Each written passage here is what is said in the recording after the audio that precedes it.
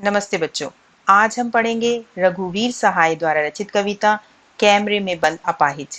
कैमरे में बंद अपाहिज कविता को लोग भूल गए हैं काव्य संग्रह से लिया गया है। इस कविता के माध्यम से कवि मीडिया की संवेदनहीनता पर व्यंग करता है। अक्सर समाचार चैनल अपने कार्यक्रम को सफल व लोकप्रिय बनाने के मकसद से व्यक्ति की दुखपूर्ण दशा को दिखाते समय इतने बेतुके सवाल करते हैं कि दुखी व्यक्ति और दुखी हो जाता है। यह कविता टेलीविजन स्टूडियो के भीतर की दुनिया को समाज के सामने प्रकट करती है। साथ ही उन सभी व्यक्तियों की तरफ भी इशारा करती है जो दूसरों के दुख को ना समझकर केवल उससे लाभ उठाना चाहते हैं। कविता कैमरे में बंद अपाहिज। हम दूरदर्शन पर बोलेंगे, हम समर्थ शक्तिवान। हम शब्द यहाँ पत्रकार के लिए है जो इंटरव्यू ले रहा है। दूरदर्शन यानी टीवी चैनल। पत्रकार कहता है कि हम दूरदर्शन पर अपना एक महत्वपूर्ण कार्यक्रम पेश करते हुए बोलेंगे, जैसे टीवी पर अक्सर बोला जाता है, आपके सामने प्रस्तुत है कार्यक्रम। साथ ही मीडिया के लोग अपने आप को सक्षम व शक्तिशाली मानते हैं क्योंकि वह किसी भी घटना को किसी भी तरीके से दिखा सकते हैं। हम एक दुर्बल को लाएंगे एक बंद कमरे में। अब वे एक बंद कमरे में यानी स्टूडियो में एक कमजोर व्यक्ति को बुलाएंगे जिसका वे इंटरव्यू यानी साक्षात्कार लेंगे ताकि उसके दुखों और वेदनाओं को दिखाकर हजारों दर्शकों में सहानुभूति जगा सके। इस तरह उनका कार्यक्रम लोकप्रिय बनेगा। तो उससे पूछेंगे, तो आप क्या अपाहिज हैं? तो आप क्यों अपाहिज हैं? आपका अपाहिजपन तो दुख देता होगा। देता है। कैमरा दिखाओ इसे बड़ा बड़ा। जिस व्यक्ति को लाया गया है दिखाई दे रहा है कि वह अपाहिज या दिव्यांग है। फिर भी पूछेंगे, क्या आप अपाहिज हैं? यदि हैं तो आप क्यों अपाहिज हैं? भला ये उसके वश की बात है कि वह अपाहिज है? यहाँ पत्रकार ऐसे बेतुके सवाल करते हैं क्योंकि उसका सारा ध्यान एक अपाहिज की पीड़ा का प्रदर्शन करना मात्र है। उसके प्रति उसके मन में ना तो संवेदना है ना ही दर्द है। यहाँ कवि ने कोष्टक में कहा है, कैमरा दिखाओ इसे बड़ा बड़ा। यह दूरदर्शन पर प्रस्तुत की जाने वाली पटकथा का हिस्सा है। इस बीच पत्रकार जो इंटरव्यू ले रहा है कैमरे वाले को निर्देश देता है कि अपाहिज को स्क्रीन पर बड़ा बड़ा दिखाओ क्योंकि वह चाहता है दर्शक भी दुख से भर जाए, उसके कार्यक्रम को सफलता मिले। अब सारा कैमरा उस व्यक्ति पर होता है और पूछते हैं, हाँ तो बताइए आपका दुख क्या है, जल्दी बताइए। वह दुख बताइए, बता नहीं पाएगा। फिर दुख बताने के लिए कहा जाता है। अपाहिज इन प्रश्नों का उत्तर नहीं देगा और वे दे भी क्या, क्योंकि ये प्रश्न उसका मजाक उड़ाते हैं। एक तो बेचारे को पहले ही बंद कमरे में बिठा दिया गया है, ऊपर से ऐसे सवाल जिससे वह घबरा जाता है और अपने दुख को बता नहीं पाता है। सोचिए, बताइए, आपको अपाहिज होकर कैसा लगता है? कैसा यानी कैसा लगता है? अब कैमरा तो पहले ही उसके ऊपर है। एक दुखी और शारीरिक रूप से अक्षम व्यक्ति से इस प्रकार के सवाल पूछना कि तुम्हें अपाहिज होकर कैसा लगता है यानी कैसा लगता है, अमानवीय है। वह अपने अपाहिजपन से शायद इतना दुखी ना हो जितना उसे एहसास करवा दिया गया है। हम खुद इशारे से बताएंगे कि क्या ऐसा? यदि वह बोलकर अपना दुख नहीं बता पाता तो मीडिया वाले स्वयं ही उत्तर देने की कोशिश करते हैं। वे इशारे करके बताते हैं कि क्या उन्हें ऐसा महसूस होता है? अपना दर्द इस प्रकार बताइए जैसा हम यानी मीडिया वाले चाहते हैं। यहाँ दर्द किसी का है और उसे अभिव्यक्त करने का तरीका कोई और बता रहा है, क्योंकि मीडिया को किसी भी तरह से अपना कार्यक्रम रोचक बनाना है। सोचिए, बताइए, थोड़ी कोशिश करिए। यह अवसर खो देंगे।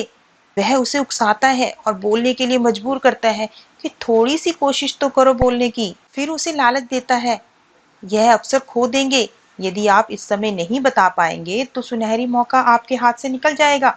समाज के सामने अपनी पीड़ा को रखने का इससे बढ़िया अवसर नहीं मिलेगा। आप जानते हैं कि कार्यक्रम रोचक बनाने के वास्ते हम पूछ पूछ कर उसको रुला देंगे। इंतजार करते हैं आप भी उसके रो पड़ने का। करते हैं। मीडिया वाले कहते हैं कि हमारा लक्ष्य अपने कार्यक्रम को रोचक व मजेदार बनाना है और इसके लिए हम कुछ भी करेंगे और ऐसे ऐसे प्रश्न पूछेंगे कि वह रोने लगेगा। कवि दर्शकों से यानी कि हमसे भी सवाल करते हैं कि हम भी तो उसके रो पड़ने का इंतजार कर रहे होते हैं उस वक्त। इस तरह कवि पत्रकार, अपाहिज और दर्शक अर्थात तीनों के दृष्टिकोण को अपनी कविता के माध्यम से उजागर कर देते हैं।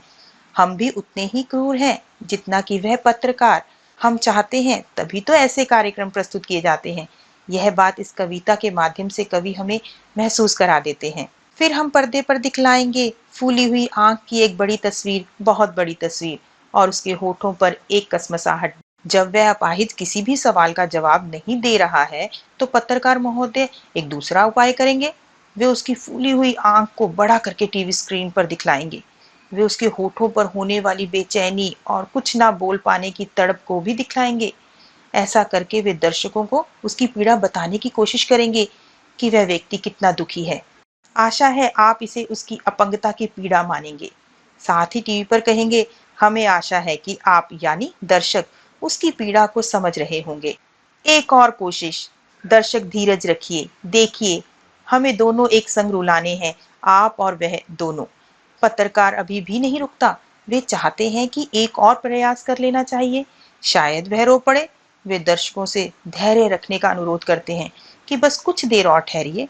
पत्रकार चाहते हैं कि अपाहिज और दर्शक दोनों ही रो पड़े, अपाहिज अपने दुख में और दर्शक उसे देखकर।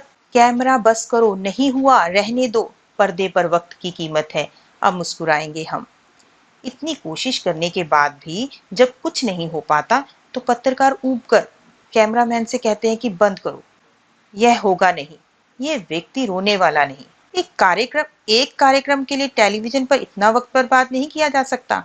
यहाँ अपाहिज के दुख या पीड़ा की नहीं, बल्कि टेलीविजन के समय की कीमत है। उनका मानना है कि दुख या पीड़ा को निर्धारित समय में बयान किया जा सकता है। कैमरा बंद होते ही वहां काम करने वाले सभी मुस्कुराएंगे। आप देख रहे थे सामाजिक उद्देश्य से युक्त कार्यक्रम, बस थोड़ी ही कसर रह गई। धन्यवाद। पत्रकार यह घोषणा करता है कि आप सभी सामाजिक उद्देश्य से भरपूर कार्यक्रम देख रहे थे। इसमें थोड़ी सी कमी यह रह गई कि हम उस व्यक्ति का रोता हुआ चेहरा आपको दिखा नहीं पाए और हम आप दोनों को एक साथ रुला नहीं पाए, और अंत में मुस्कुराते हुए धन्यवाद कहते हैं। यहाँ पता लगता है कि संचालक अपने मुनाफे या प्रसिद्धि के लिए ही कार्यक्रम दिखा रहा था। उसे उस दिव्यांग या अपाहिज व्यक्ति से कोई सहानुभूति नहीं है। इस तरह कवि ने बहुत ही संवेदनशील मुद्दे को पाठकों के सामने प्रस्तुत किया है।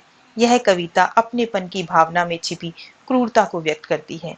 सामाजिक उद्देश्य के नाम पर अपाहिज की पीड़ा को जनता तक पहुंचाया जाता है।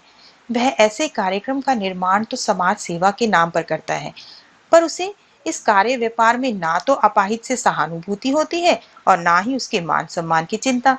वह सिर्फ अपने कार्यक्रम को रोचक बनाना जानता है।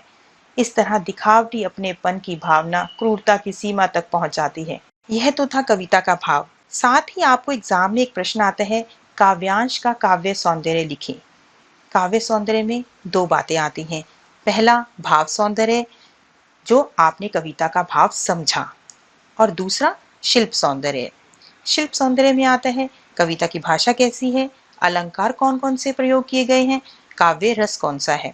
कैमरे में बंद अपाहिज कविता में खड़ी बोली का प्रयोग है, भाषा सहज व सरल है, प्रश्न शैली से संचालकों की मानसिकता को प्रकट किया गया है, भाषा में व्यंग्यात्मकता का गुण है, नाटकीयता है, कविता में कहानी व पटकथा का स्वरूप भी प्रकट होता है, कोष्ठक का प्रयोग भावों को स्पष्ट करता है, करुण रस है, मुक्तक छंद है, अनुप्रास अलंकार, पुनरुक्ति प्रकाश अलंकार और प्रश्न अलंकार के प्रयोग से प्रभावशीलता बढ़ गई है। आशा करती हूँ आपको कविता समझ आ गई होगी। कविता से संबंधित प्रश्नोत्तर व अभ्यास कार्य डिस्क्रिप्शन में दिए गए हैं। धन्यवाद।